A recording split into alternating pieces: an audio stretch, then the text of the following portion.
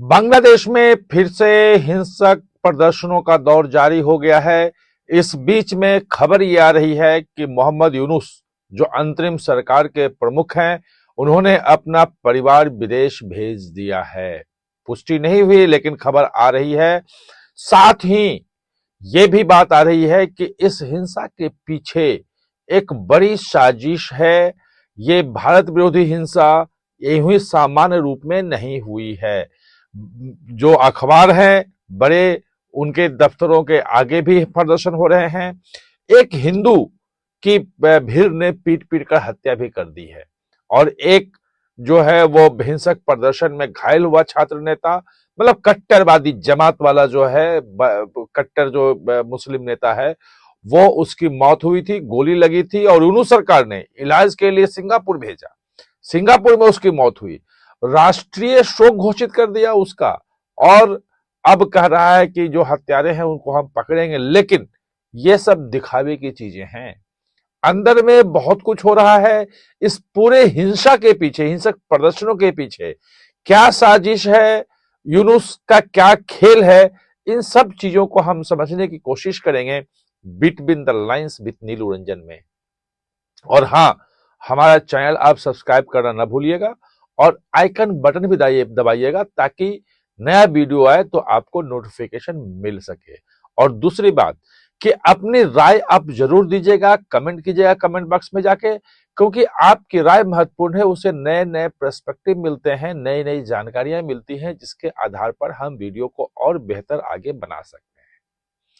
तो बात यही कि मोहम्मद यूनुस ने अपने परिवार को विदेश भेज दिया है। यहीं से शुरुआत करते हैं। दरअसल यूनुस की दो शादियां हैं। एक रूसी महिला से उन्होंने काफी पहले शादी की थी, बेरा फोरोंस्टेको रूसी मूल की थी, पहली पत्नी थी। उनसे एक बेटी है, अलग हो गए हैं। और मोनिका यूनुस नाम है, वो अमेरिका में पहले से रह रही है, काफी पहले से। ये 76-78 की बात है, तब उनकी शादी हुई थी। दूसरी शादी जो है उन्होंने वहीं पे की है, वो फिजिक्स की प्रोफेसर हैं, अफरोजी यूनुस, और उनकी बेटी दिना यूनुस है, वो बांग्लादेश में रहती थी। लेकिन अब यह कहा जा रहा है कि इनको बाहर कर दिया है। मौजूदा हालात जो हैं उसको देखते हुए वहां कुछ बहुत बड़ा होने वाला है। वैसे इसकी पुष्टि नहीं हुई है कि सचमुच में भेज दिया है, कुछ तो दावा कर रहे हैं कि नहीं है, लेकिन अंदर की जो खबरें आ रही है कि भेज दिया है। क्यों भेजा? क्योंकि जिस जमात इस्लामी यानी कट्टरपंथी संगठनों, कट्टरपंथियों के सहारे पूरी राजनीति कर रहे थे यूनुस, वो कहीं उनके हाथ से बाहर तो नहीं निकल रहा है। कुछ लोग ये दावा कर रहे हैं, लेकिन जो भारतीय खुफिया एजेंसियां हैं उनका ये कहना है कि ये इसके पीछे कहीं ना कहीं से खुद मोहम्मद यूनुस का ही हाथ है।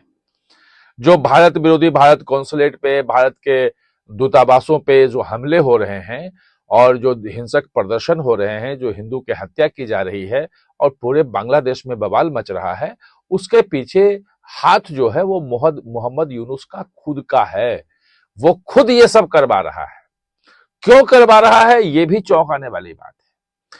क्योंकि जब शेख हसीना के खिलाफ आंदोलन हुआ था और छात्र आंदोलन था, जो 1971 की लड़ाई में जो लोग शामिल थे उनके परिजनों के लिए रिजर्वेशन की कुछ बात थी, उससे एक छात्र आंदोलन शुरू हुआ और जो बाद में धीरे धीरे शेख हसीना के खिलाफ बड़े आंदोलन में परिवर्तित हो गया और फिर उनको भारत भागना पड़ा।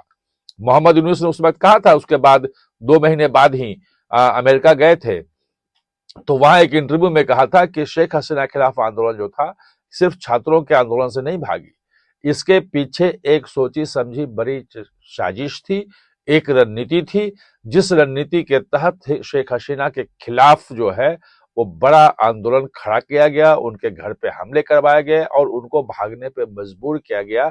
ये एक सामान्य आंदोलन, छात्र का आंदोलन नहीं था। अब जब वो आंदोलन सामान्य छात्र का नहीं था तो ये आंदोलन सामान्य छात्र का है, ये कैसे मान लिया जाए? ये बड़ा सवाल जो है वो भारतीय एजेंसियां जो हैं वो उठा रही हैं और तथ्य भी दे रही हैं। दूसरी बात जो सबसे महत्वपूर्ण ये है कि मोहम्मद यूनुस को सत्ता नहीं छोड़नी है, ये बात भारतीय एजेंसियां बिल्कुल मान चुकी हैं कि एन केन प्राकरेन वो अपनी सत्ता में बने रहना चाहते हैं। यही कारण है कि बात हुई थी जब मोहम्मद यूनुस को अंतरिम सरकार का प्रमुख बनाया गया था, तो यह कहा गया था कि 6 महीने में नई चुनाव होगा, नई सरकार बनेगी। लेकिन 1.5 साल बाद भी वहां नई सरकार नहीं बनी है और 12 फरवरी को वहां पे चुनाव की घोषणा की गई है। आपको ध्यान होगा नवंबर में जब शेख हसीना को वहां का जो क्रिमिनल कोर्ट है, इंटरनेशनल क्रिमिनल कोर्ट जो है, उसने दोषी करार दिया था कि हिंसक प्रदर्शनों में जो मौतें हुई हैं उसके पीछे शेख हसीना दोषी हैं, मौत की सजा सुनाई थी, उनकी पार्टी को अवामी लीग को प्रतिबंधित कर दिया था।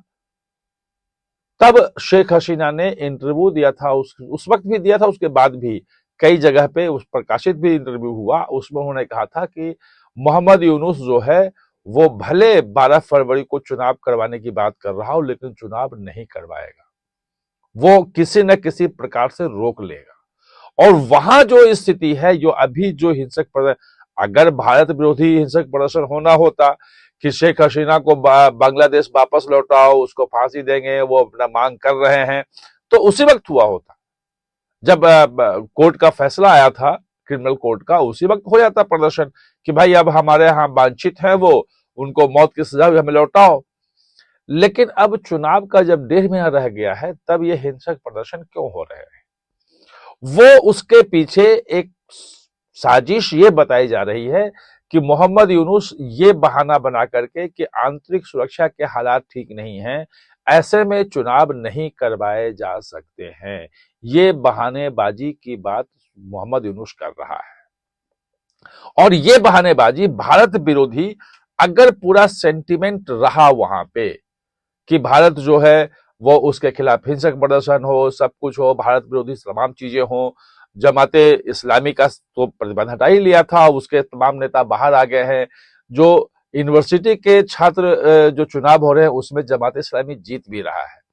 अब जमाते इस्लामी के बारे में आप देखें, 2 चीजें हैं वहां, एक तो शेख हसीना की पार्टी है अब अवामी लीग, एक खालदा जिया की है बीएनपी।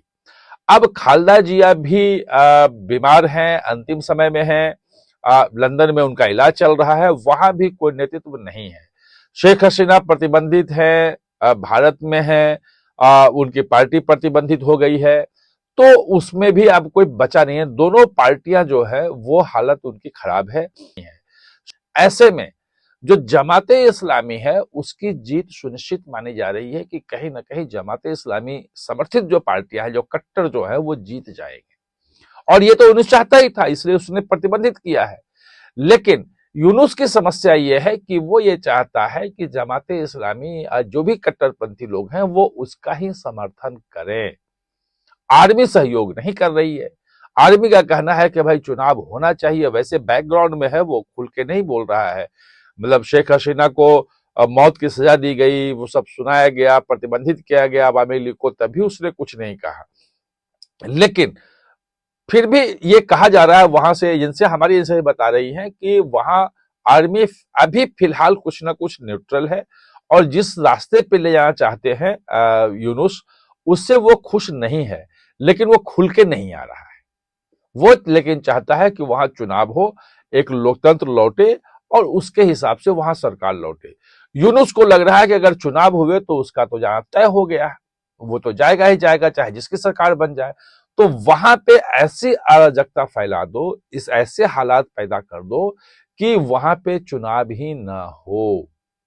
ये पूरी की पूरी साजिश जो है वो मोहम्मद यूनुस की चल रही है और वो साजिश एक तरह से बाहर आ गई है, भारतीय एजेंसियां उसकी पुष्टि कर रही है। आप हमारे साथ जुड़े, इसके लिए बहुत बहुत धन्यवाद। और हाँ, चैनल को सब्सक्राइब करना ना भूलें, इसका बेल आइकन दबाएं ताकि नया वीडियो कोई भी आए तो उसका नोटिफिकेशन समय पे